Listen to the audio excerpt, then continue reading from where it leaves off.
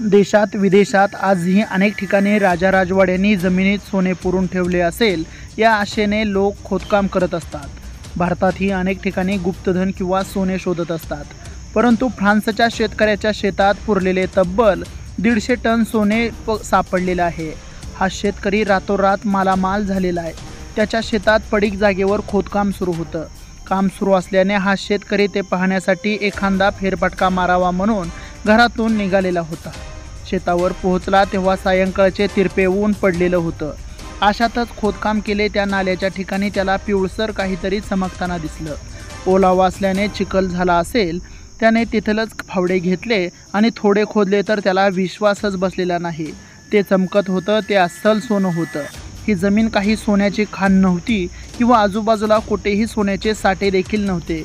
ऑर्गेनमध्ये राहणाऱ्या 52 वर्षीय शेतकरी मिशेल डिपॉन्ट यांच्या शेतात सोने सापडल्याचं वृत्त तज्ज्ञांनी अधिकाऱ्यापर्यंत पोहोचलं आणि मग त्यांच्याही रांगा लागल्या.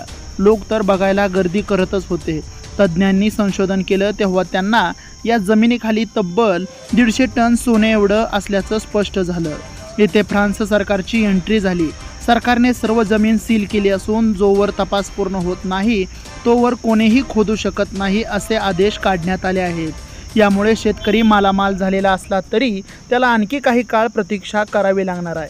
अनेकांना या शेतकऱ्याची जमीन खरेदी करायची आहे. त्याची ही जमीन खरेदी करण्यासाठी गडगंज श्रीमंत लोक एरझाऱ्या घालू लागलेले आहेत. या शेतकऱ्याच्या आजूबाजूच्या शेतकऱ्यांनाही प्रलोभने मिळू लागलेली आहेत. परंतु फ्रान्सच्या नियमानुसार सरकारची जागेवर परवानगी मिळत नाही तोवर कोणीही जमिनीखालीचं नाही तर वर सापडलेला खजिना देखील नेऊ शकत नाही. सध्या ही बातमी मात्र सर्वत्र पसरू लागलेली आहे.